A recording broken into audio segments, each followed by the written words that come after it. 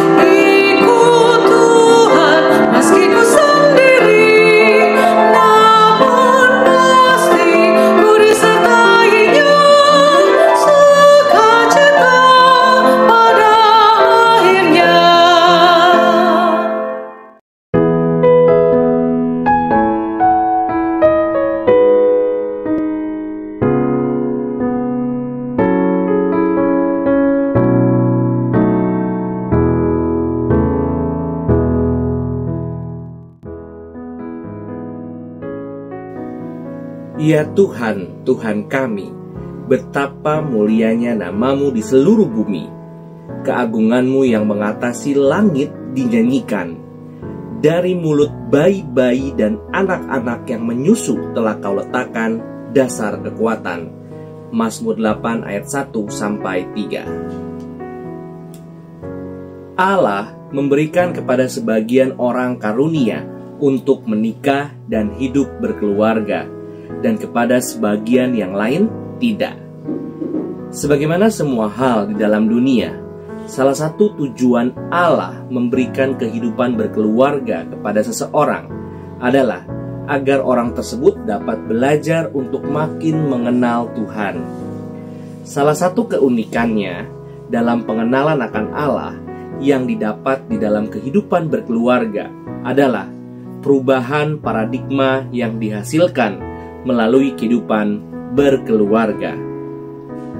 Sebelum seseorang menikah dan memiliki keluarga sendiri, ia melihat suatu keluarga dari perspektif seorang anak, yaitu ketika ia melihat keluarga yang dipimpin oleh ayah ibunya, atau dari perspektif seorang luar, yaitu ketika ia melihat keluarga orang lain. Namun, ketika seseorang akhirnya menikah dan hidup berkeluarga, ia melihat sebuah keluarga dari perspektif pemilik, suami atau istri, dan orang tua. Perubahan sudut pandang ini dapat memberikan ilham yang mendalam mengenai karakter Allah. Oleh sebab bahasa utama yang kita gunakan untuk memanggil Allah sebagaimana dinyatakan di dalam Alkitab adalah sebagai Bapa, yaitu pemimpin dan pemilik sebuah keluarga. Pada video ini, saya hendak membagikan perenungannya mengenai pengenalan akan karakter Allah yang didapat melalui kehadiran anak-anak, khususnya ketika mereka masih kecil di dalam keluarga.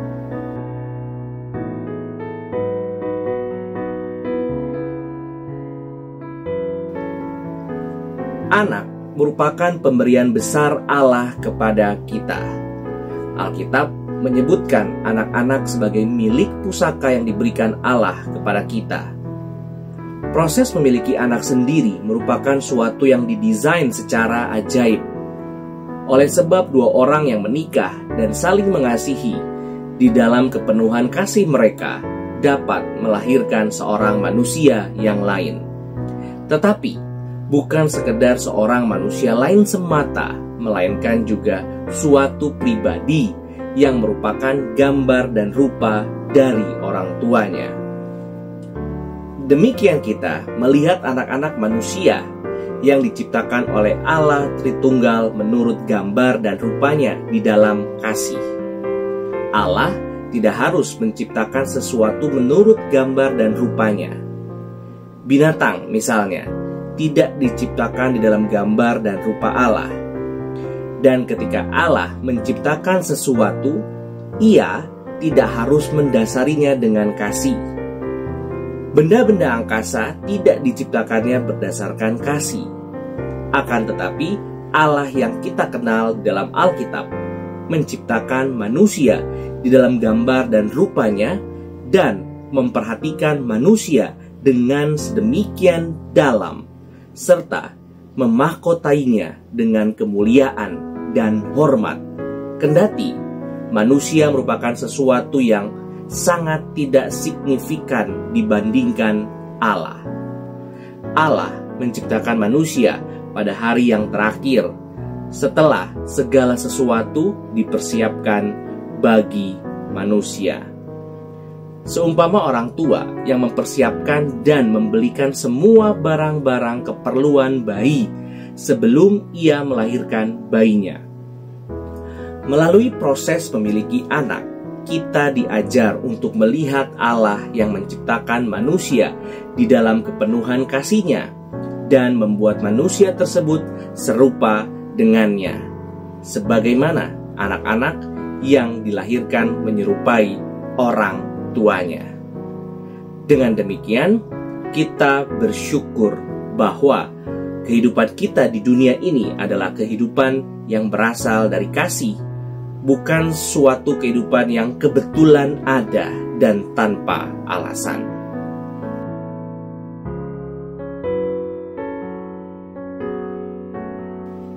Tidak semua pasangan yang menikah dikaruniai anak oleh Allah. Hal ini terkadang mengakibatkan sebagian pasangan yang tidak dikaruniai anak untuk melakukan adopsi. Untuk pasangan yang demikian, mereka mengadopsi atas dasar keinginan untuk memiliki anak. Dengan demikian, mereka memperlakukan anak adopsi tersebut layaknya anak kandung mereka sendiri di dalam segala hal. Mereka merawat anak tersebut dengan usaha mereka sendiri, layaknya anak kandungnya. Mereka membiayai kehidupan anak tersebut sebagaimana layaknya jika anak tersebut merupakan buah kandungan mereka sendiri. Mereka mendidik anak tersebut dan menaruh harapan kepadanya, sebagaimana jika anak tersebut bukan anak adopsi, tetapi berasal dari darah dan daging mereka sendiri. Bagi pasangan semacam ini, mereka mengalami sendiri apa yang dikerjakan Allah kepada kita, yaitu mengadopsi kita. Alkitab memiliki tempat yang spesial bagi adopsi, oleh sebab Allah hanya memiliki satu anak Allah, namun mengadopsi anak-anak manusia menjadi anak-anaknya. Anak-anak manusia yang diadopsinya diberikan warisan dan kemuliaan bersama dengan anak tunggalnya. Sebagaimana Allah memperlakukan dan mengasihi anak tunggalnya, demikian Allah meluapkan kasih-Nya dan memperlakukan anak-anak adopsinya sebagaimana Ia memperlakukan anaknya. Itulah sebabnya adopsi bukan merupakan sesuatu yang tabu bagi iman Kristen, melainkan cermin dari apa yang dikerjakan oleh Allah sendiri kepada anak-anak manusia yang diangkatnya menjadi anak-anak Allah.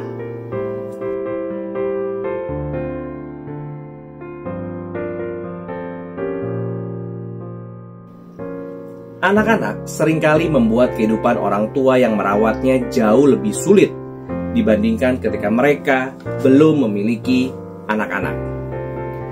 Ketika seseorang sudah menikah namun belum memiliki anak, ia hanya perlu berinteraksi dengan satu orang lain yang dikasihinya di dalam keluarganya, yaitu pasangannya yang juga sudah dewasa sebagaimana dirinya.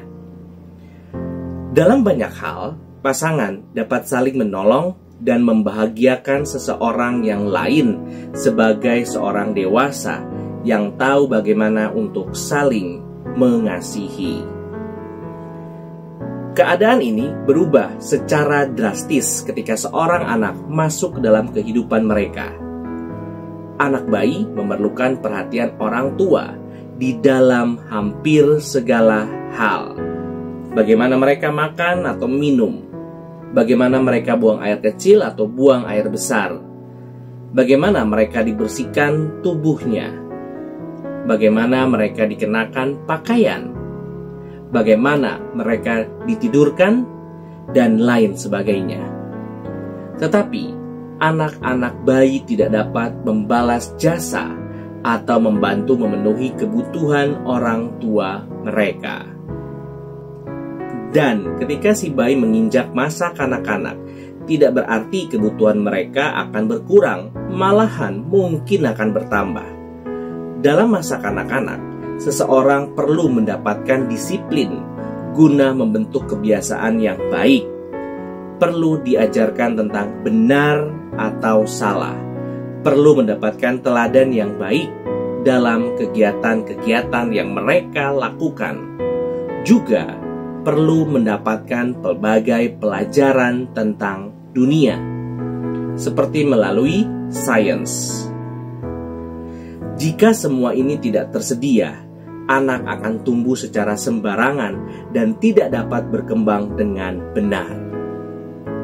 Semua ini, jika dilihat sepintas, mungkin membuat seseorang untuk berpikir bahwa memiliki anak adalah hal yang merugikan bagi seseorang, sebagaimana paham yang diterima oleh banyak orang pada zaman ini.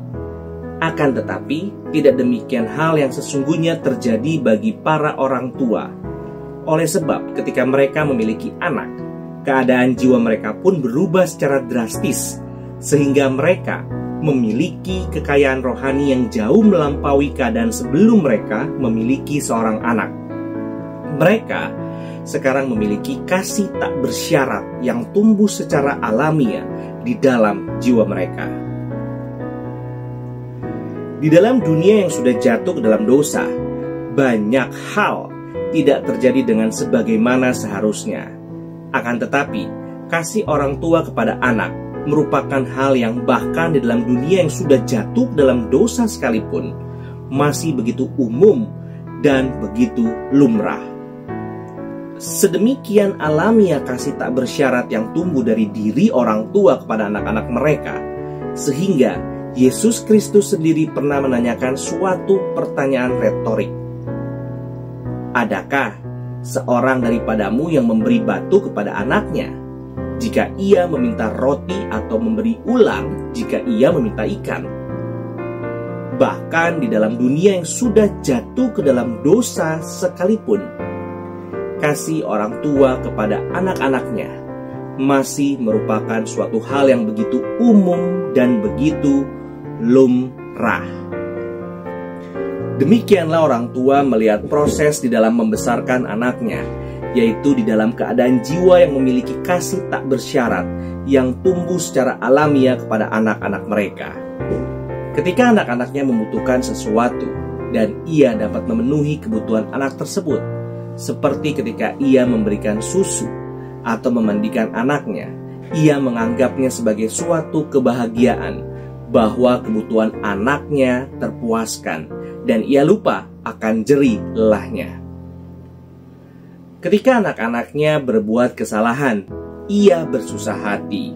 Akan tetapi ketika anak-anaknya berubah dari tingkah lakunya yang buruk, ia bersukacita karenanya. Kesulitan yang ia alami karena anaknya mungkin membuat kehidupannya lebih sulit berlipat ganda dibandingkan ketika ia belum memiliki anak. Akan tetapi, sukacita yang didapatkannya melalui kasih tak bersyarat kepada anak-anaknya dan dalam melihat pertumbuhan anak-anaknya adalah berpuluh-puluh kali lipat dibandingkan ketika ia belum memiliki seseorang yang secara alamiah memerlukan kasih tak bersyarat seperti darah dagingnya sendiri.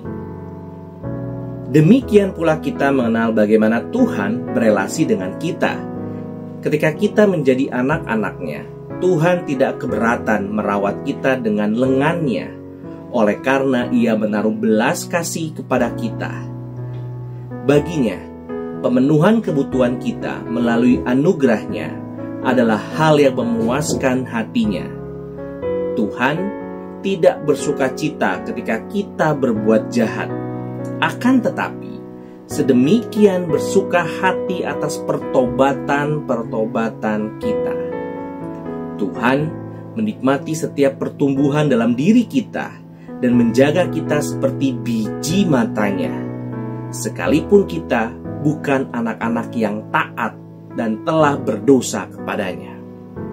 Kita mungkin berpikir bahwa Allah mungkin lebih baik baginya untuk tidak menciptakan manusia yang memberontak kepadanya, sebagaimana seseorang akan hidup lebih nyaman tanpa anak jika dibandingkan hidup merawat anaknya. Akan tetapi Allah adalah kasih itu sendiri. Ia sebagaimana orang tua melihat anak-anaknya tidak menganggap sebagai suatu beban untuk hidup berelasi dengan anak-anak manusia yang diangkatnya menjadi anak-anaknya oleh pengorbanan Yesus Kristus. Demikian kita dapat belajar mengenal karakter Allah yang mengasihi kita dengan kasih ilahi melalui kehidupan sebagai orang tua yang memiliki anak.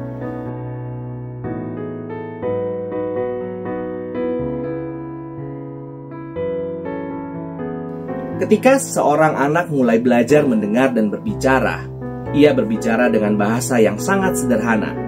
Terkadang ia berkata dengan kata tanpa arti. Terkadang ia berkata dengan satu suku kata saja. Terkadang ia salah melakukan pengucapan kata. Terkadang ia memakai kata yang salah untuk merujuk pada sesuatu yang bukan dimaksudkan oleh kata tersebut. Dan tidak jarang seorang anak kecil hanya menangis tanpa berkata-kata untuk mengutarakan maksud hatinya. Walaupun demikian, orang tua dari anak tersebut mengerti maksud dari anak tersebut. Orang tua mungkin menggendong anaknya, memberikan susu, menidurkan, atau mengajaknya bermain, hanya dengan mendengarkan kata-kata yang terbatas atau tangisan dari seorang anak. Dan anak tersebut segera berhenti dari keluhannya, menandakan bahwa kebutuhannya dimengerti dan dipenuhi oleh orang tuanya. Walaupun hal ini seringkali kita lihat, apa yang baru saja kita bahas adalah tidak kurang dari suatu gambaran ilahi. Sebagaimana orang tua mengerti maksud anak-anaknya yang berkata-kata dengan bahasa yang terbatas, demikian Allah memahami kebutuhan terdalam manusia yang berkata-kata hanya dengan bahasa yang terbatas, yang salah, yang tidak lengkap, yang ia sendiri tidak selalu mengerti apa yang sesungguhnya dimaksudkannya atau dimintakannya. Allah mengerti dan mengenal kita secara jauh lebih dalam dibandingkan dengan kita mengerti dan mengenal diri kita sendiri. Ia mengerti secara sempurna maksud ucapan-ucapan kita yang tidak terkatakan, dan ia menjawab dengan sempurna doa orang percaya menurut kebutuhan orang tersebut. Seorang anak juga harus diajar untuk dapat berkata-kata dan mengerti arti dari kata-kata tersebut dengan benar. Orang tua yang berkomunikasi dengan anaknya dengan berkata-kata memulainya dengan mengajarkan anak-anaknya kata-kata yang sangat sederhana. Untuk setiap kata yang dimaksudkan oleh orang tua tersebut, ia tidak jarang langsung menunjukkan benda atau aksi atau sifat yang dimaksud oleh kata tersebut. Anak-anak yang memperhatikan pengajaran kata-kata tersebut dari orang tuanya belajar untuk mengenal arti kata yang diajarkan melalui apa yang ditunjukkan oleh orang tuanya. Tidak lama, ia kemudian mulai belajar untuk mengucapkan kata-kata yang sama untuk merujuk kepada arti yang sama pula.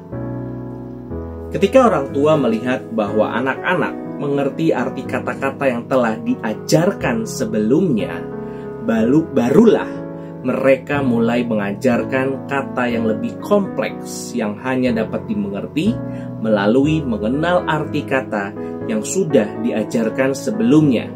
Misalnya, seorang anak seringkali perlu mengenal maksud kata banyak dan sedikit lebih dahulu sebelum mengerti arti kata sering dan jarang.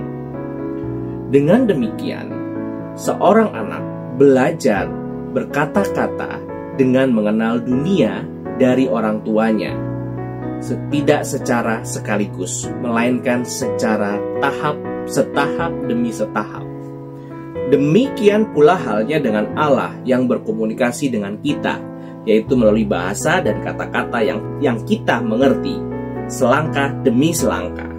Allah melakukannya agar kita dapat mengenalnya dan mengerti apa yang menjadi maksud pikirannya. Sekalipun perbedaan kualitas antara Allah dan manusia jauh melampaui perbedaan kualitas orang tua dengan anak-anaknya, Allah rela membatasi dirinya begitu rupa dan memperkenalkan dirinya kepada kita dengan sangat sederhana, setahap demi setahap. Ketika seseorang baru percaya, Allah mengajarkan kepadanya pokok-pokok dasar iman dengan sangat sederhana. Ia tidak jarang mengabulkan doa mereka yang sepele. Namun tidak salah dari orang-orang yang baru percaya. Akan tetapi, ketika kita sudah makin mengenalnya, ia mulai memberikan makanan keras dan pelatihan-pelatihan iman yang tidak mudah. Dalam semuanya itu, Allah sebagaimana orang tua bagi anak-anaknya melakukannya berdasarkan kasih, guna mendidik kita agar kita hidup menjadi penghuni surga yang layak. Sama dengan seorang orang tua yang mendidik anak-anaknya agar suatu kali anak-anaknya dapat menjadi penghuni bumi yang layak, yaitu orang-orang yang berguna bagi masyarakat. Kita bersyukur karena kita memiliki Allah yang mengasihi kita dan mengakomodasi keadaan kita yang terbatas agar kita dapat bertumbuh makin sempurna, menyerupai anaknya yang tunggal, mau mengajar kita setahap demi setahap di dalam perjalanan kehidupan iman kita. Saya percaya bahwa masih banyak lagi hal-hal yang dapat kita pelajari mengenai karakter Allah melalui kehadiran anak di dalam keluarga yang tidak mungkin dibahas satu persatu. Akan tetapi, saya berharap bahwa renungan ini cukup untuk memberikan rangsangan kepada para pendengar untuk mengenal keagungan karakter Allah yang mungkin dikenal melalui kehadiran anak-anak di dalam keluarga. Kita bersyukur karena Allah yang kita kenal adalah Allah yang menyebut dirinya sebagai Bapa bagi orang-orang percaya. Oleh karena itu, sebagai Bapa pula, Ia seharusnya kita kenal. Dan kita bersyukur kita dapat dengan lebih jelas mengerti karakter semacam apa Bapa tersebut, ketika kita sendiri dikaruniakan untuk menjadi Bapa bagi anak-anak kita. Terima kasih. Tuhan Yesus memberkati. Puji Allah, puji Allah, puji Allah Tritunggal. Mulia-mulia bagi Allah, pemberi kurnia keselamatan.